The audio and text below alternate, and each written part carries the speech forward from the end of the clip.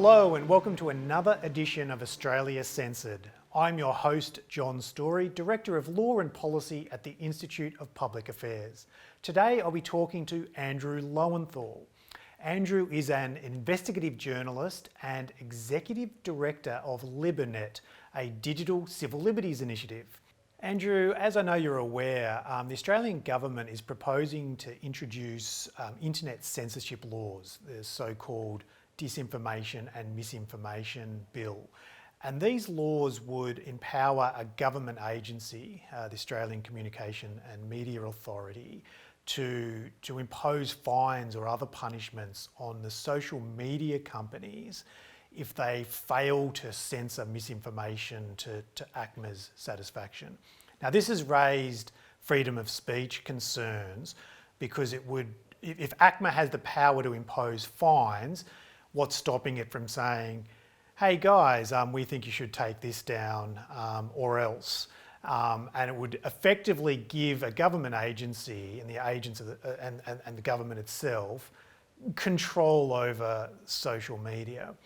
Now, of course, that's a concern, but one of the things that people should be aware of is that this sort of thing is already happening, maybe not without the backing of law, but as the Twitter files revealed, there has already been collusion between government agencies and social media to take down certain content, including in Australia.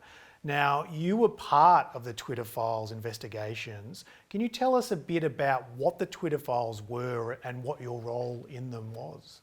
Sure.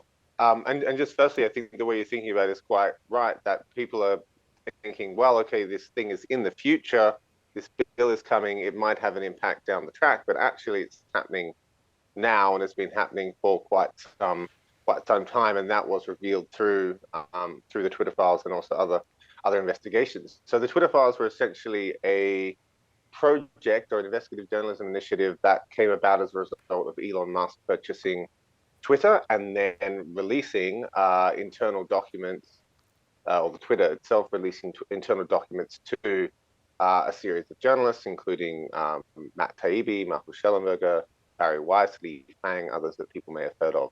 So I came on board to work with Matt Taibbi about a year or so ago, specifically as he was trying to understand this web of anti-disinformation NGOs and academics, and essentially this kind of blob that had grown up in the last 4, 5, 6 years under this rubric of anti-disinformation, some of which was legitimate, but a lot of which was essentially being weaponized as a way to,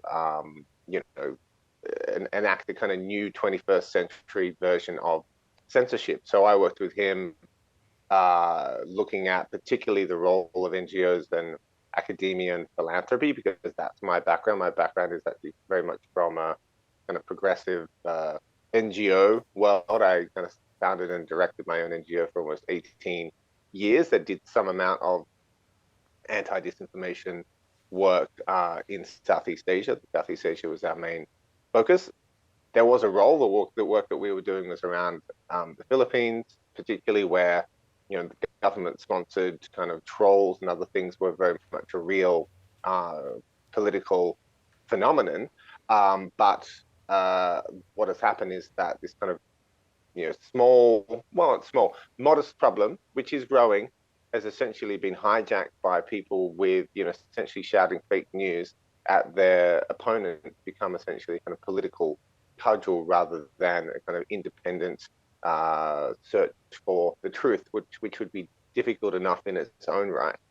Yeah, one of the things about your investigations that sort of rang alarm bells for me was the involvement of the military in this sort of anti-disinformation movement.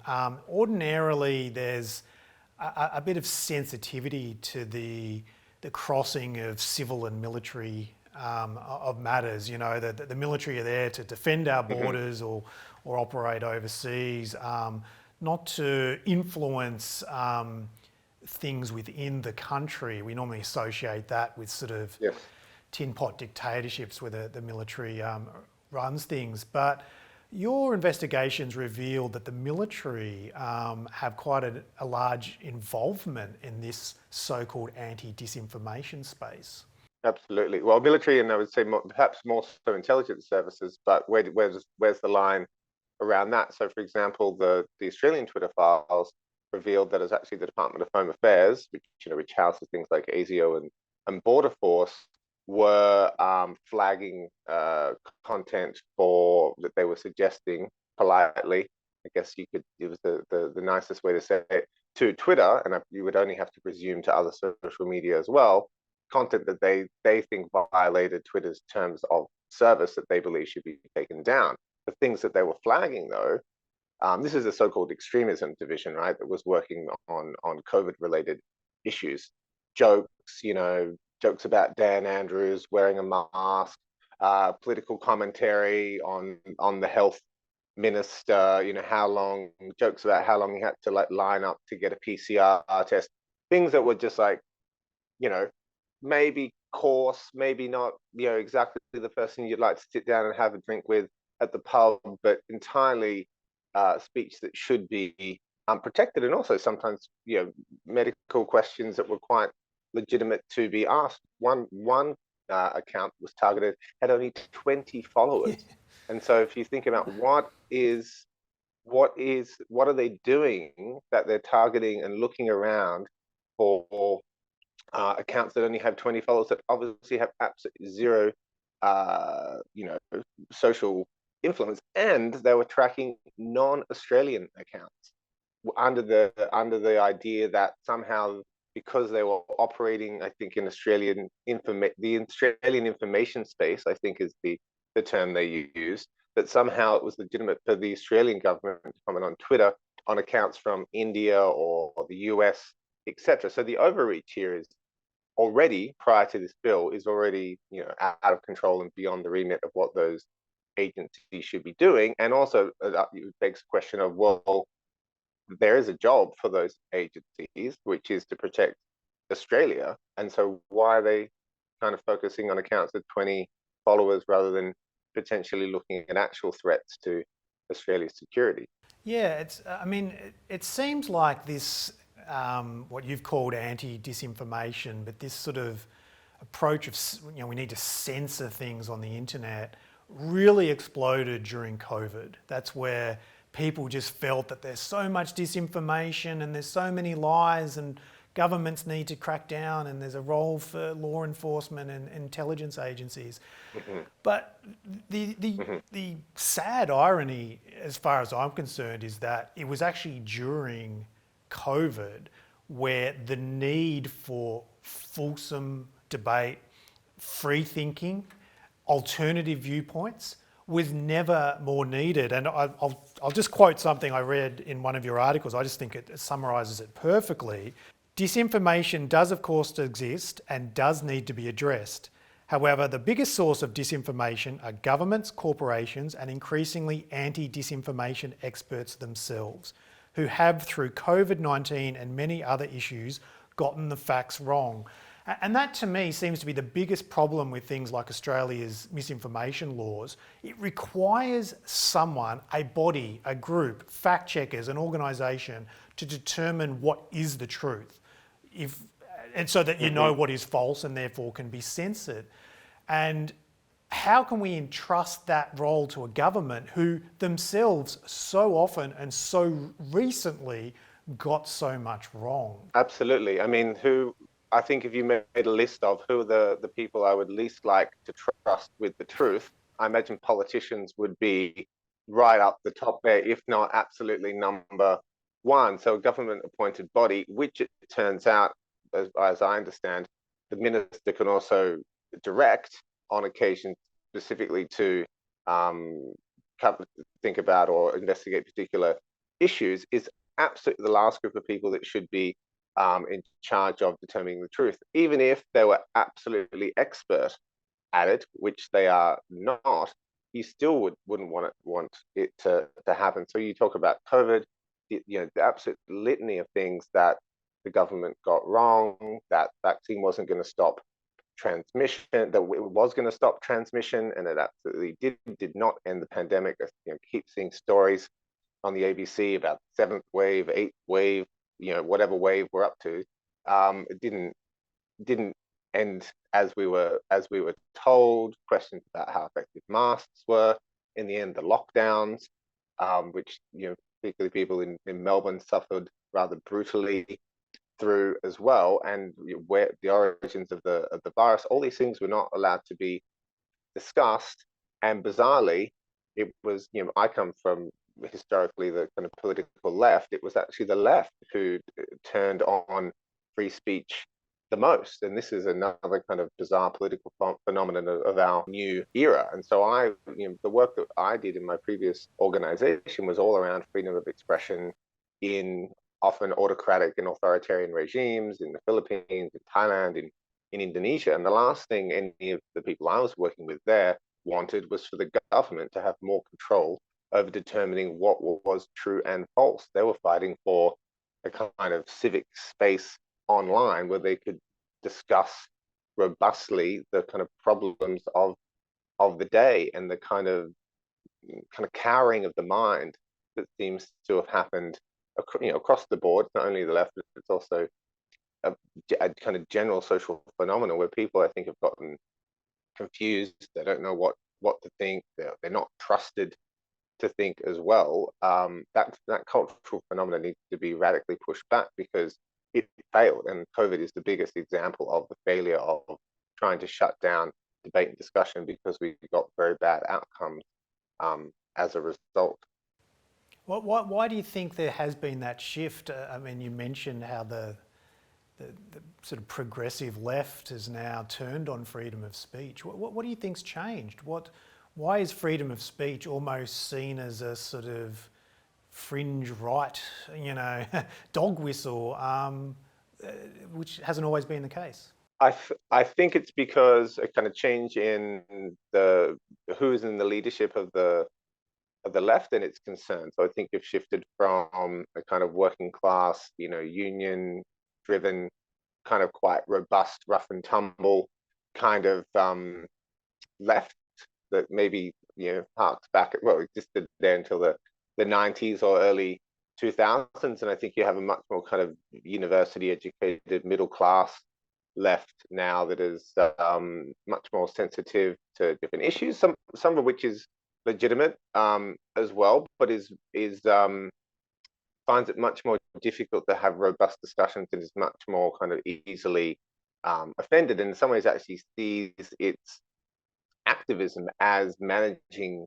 this social discourse in society rather than, say, ameliorating economic inequality or people's rights at work, which used to be kind of the main thrust of the left in days gone by. So I think you've seen a kind of major kind of cultural demographic shift in terms of who is the left now. Much of that is quite positive, but now am I saying we? I'm not sure where I am today.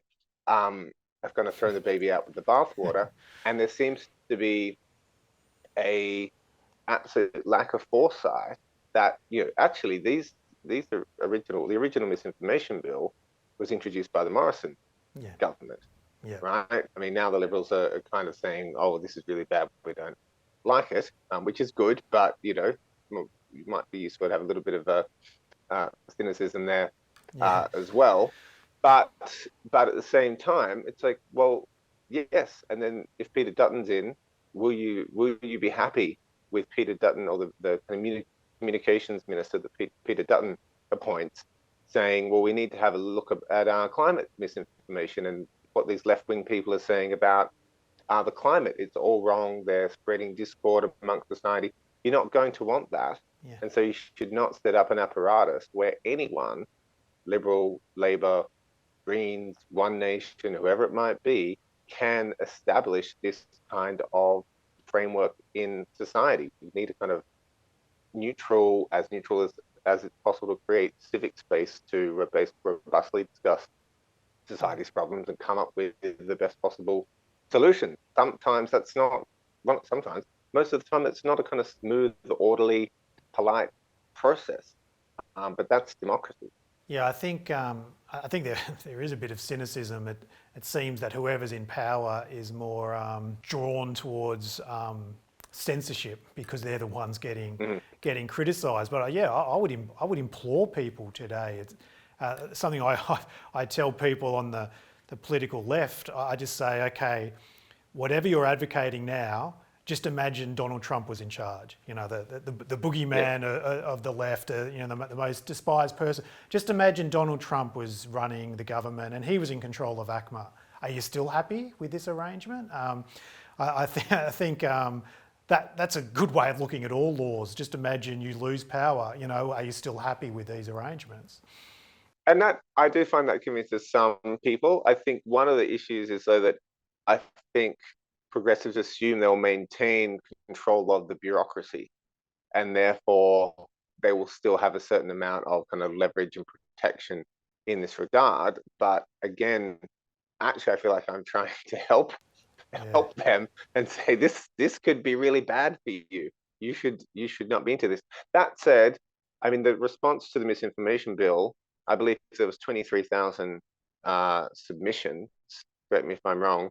And so it was overwhelming, and I don't think it was only people coming from the right as well. And there was some kind of modest criticisms that I saw from some kind of more progressive-minded journalism outfits as well that Yeah. submitted. So I think more and more people are getting the message. The bandwagon is still there. Like the bandwagon has, you know, lost a few spokes in a wheel or two, but they're still really trying to drive it hard as well. But I think it's been dented, and you know, even you see a lot of these mis and disinformation organizations changing how they speak and talk about information integrity now, or other Yeah. kind of nomenclature that they're trying to come up with that disguises what they were doing. Because I think the brand of mis and disinformation has taken a hit.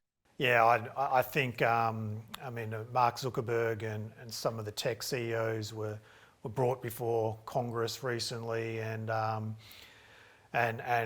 chided for failing to protect children from dangerous content, which is something that I would support. But I can see that being used as that's why we need to regulate the internet. And the problem is that something like, you know, stopping exploitative material or graphic material, whatever, sounds fine, but soon the same bureaucracy and the same legislation is involved in silencing genuine political Totally. debate. Yeah, I think another aspect of the sort of, you mentioned, you know, sort of the left is now your sort of university educated middle class. I'm a lawyer myself, and I certainly see this within the legal profession. I think once you've been to uni and you've got your piece of paper explaining that you're an expert, I do think it makes people more inclined to believe in, you know, an expert class to solve problems, rather than relying on, you know, the more, as you said, the cut and thrust of, you know, of ideas and proving things. That's no, this can be left to the experts to solve this. I think that might be playing a role as well. Getting to that point of, you know, I think COVID proved that, well, I think demonstrated that the best way to get to the truth is through exposing everything, both sides of a debate, exposing it to debate.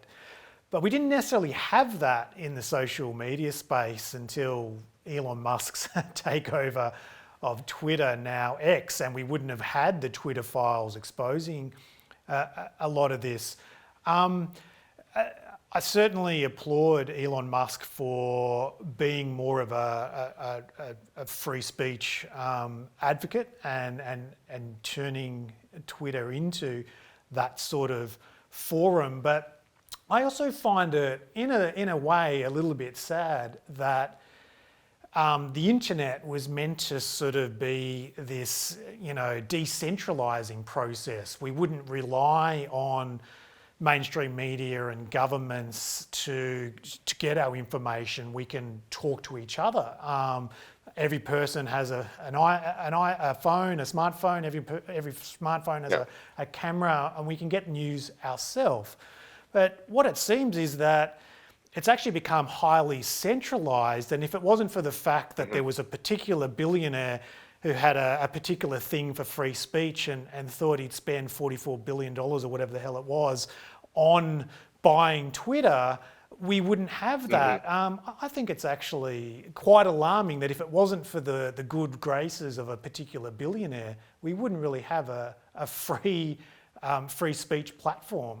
Absolutely. I mean, there are a kind of constellation of small things out there, kind of the Rumbles and the others, say for video, etc. But yeah, essentially we've ended up back in this extremely, actually more centralized situation than we were 20 or 30 years ago with media, where all the conversation, who knows exactly what percentage, I'm sure it's in the 80 or 90%, is happening on half a dozen major platforms. And the media in Australia wasn't that centralized in the 80s and 90s, and that every country had its own, media landscape as centralized as it often still was. So yeah, this is not where we want to be, because there are problems with the way Musk is running Twitter as well. There's still shadow banning going on X. So it's not, the problem has been ameliorated, I would say, but it's certainly not solved. The solution is that we need to have decentralized, open protocol based communications channels that cannot be censored. So think of your email, right? No one owns the platform that enables you to send email. It's a protocol where you can email whoever you want. I mean, there are ways that, say, a government or your internet provider could get in the middle and stop that. But if you want to send an email to 500 people, you don't have to ask anyone's permission or have your data collected or tracked or whatever in order to do that. So I think those kind of more protocol-based ways of sharing and managing information is where we should be going, so that it takes it out of the hands of particular billionaires or governments, whatever their politics of the day might be. Obviously, we're up against quite a Goliath in that regard, because losing that amount of control, which I think where a lot of the panic comes from, losing control essentially of the narrative space, is what is being feared by the kind of expert and a political class, that people are going to run away and go in a different direction, and that different direction is called a conspiracy theory or whatever it might be, but most of the time it's just where they don't want you to go. Yeah, I think I mean, Elon Musk takeover has been positive, and maybe there can be other developments, but I think another positive development is just, I think there is some international focus and more concerted focus on the fact that this isn't sustainable. We can't have a situation where certain voices can be silenced, certain people can be driven out of the town square at the whim of unelected NGOs or government agencies. And I think one of the most positive developments was this Westminster Declaration, which I know you were part of preparing and are a signature to. And one of the things I found, well, I'll ask you in a second to sort of explain what the Westminster Declaration is, but one of the things I found good about it is reading through the list of signatories is it's very, very much people you would call free thinkers, but of the left and the right. You have people like Chris Hedges and Steven Pinker, and people who would definitely associate themselves with being on the political left, along with your Jordan Petersons and that sort of thing on the right. Do you want to tell us a bit about the Westminster Declaration? Sure.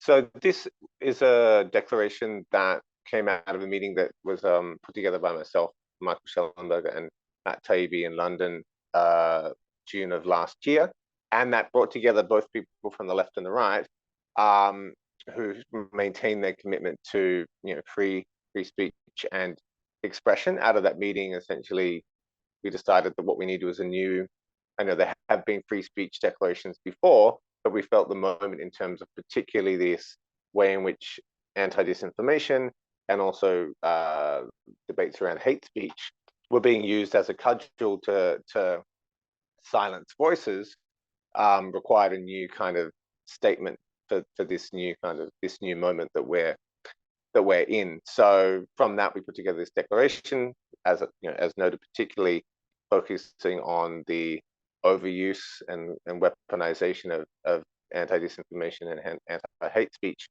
to silence voices, and then had a very broad spectrum group of people sign up and endorse it, as you said, both from the left and the right, because that's the most important, well, one of the most important aspects of it is trying to reach the sections of the left, whatever that means today, to kind of convince them that that they've gone down a cul-de-sac and we need to come back out. And that's why you say there's Julian Assange, there's Oliver Stone, there's Slavoj Žižek, there's others who are very much associated with the left, along with a whole host of people from the right.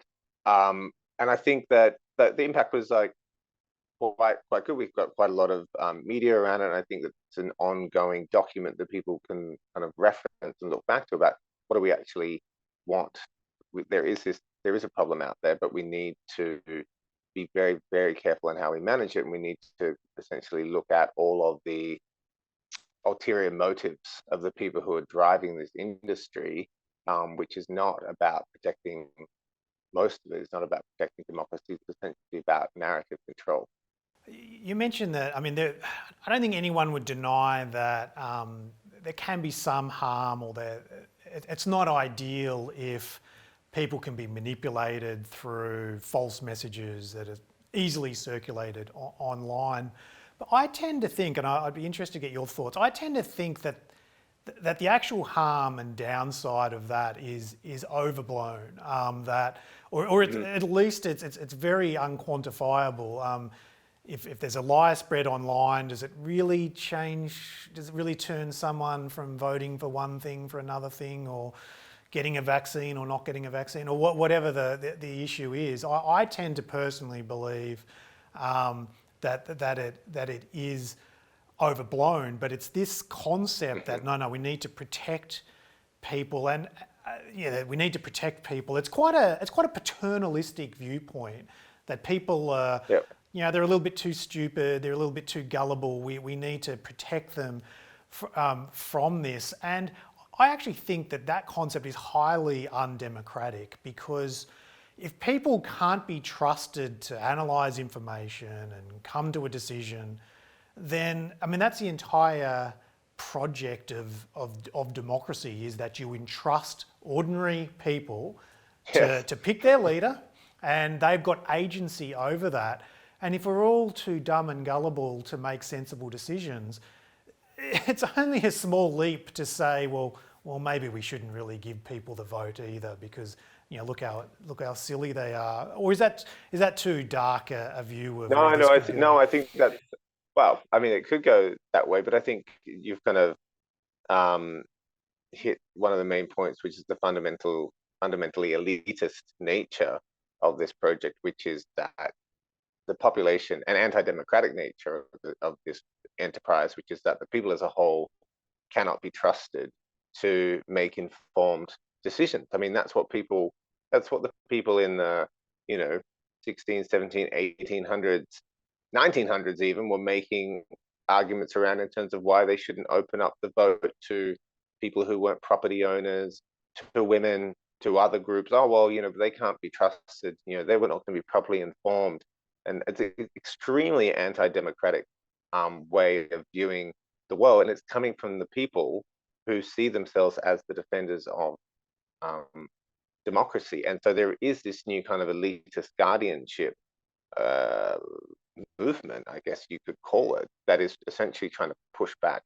I think because it deeply fears populism, because populism is an absolutely huge threat to the rule of the expert class, and that the status of the expert class was massively dented during Trump and also during Brexit. And COVID, I think, was a way for the expert class to reclaim authority in society.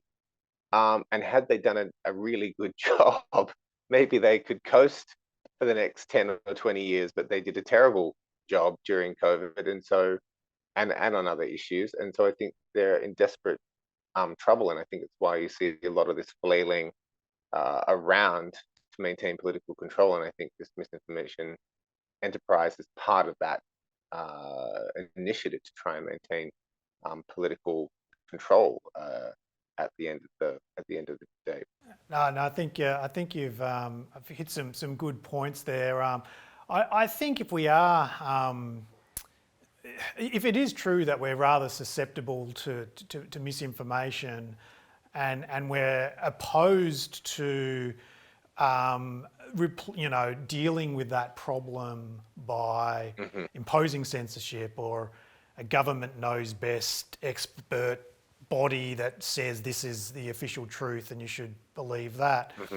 The alternative, if we are a little prone to misinformation, can't trust government, the alternatives, I can think of two alternatives, would be: one is a genuinely free and independent media, where so much of our mainstream media are now, they're politically polarised themselves, and it's about narrative control, not genuine journalism. It doesn't surprise me that the Twitter files,